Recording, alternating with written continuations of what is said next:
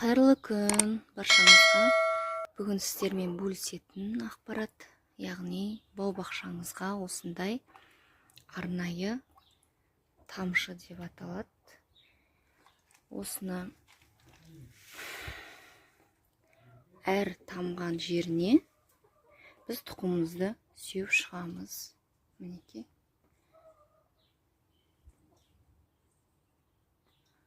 Осылай барлығына егіп тастаймыз. Енді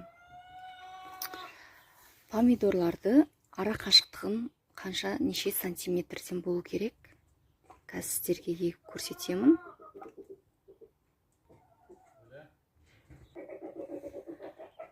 Мінекей, көріп тұрған боларсыздар.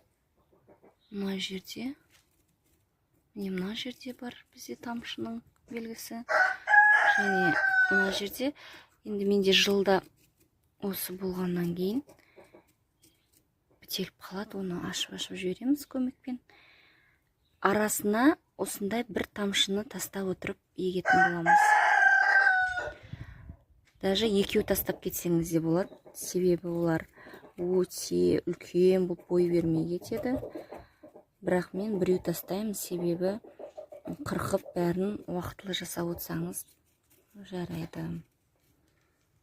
Көрдіңіздер ғой, арасына бір тамшыны тастап кетеміз.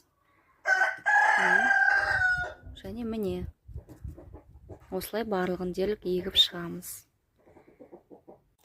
Бұл менде теплицада орналасқан, ал сыртқы далалық жерде тоже осындай орналасқан бар.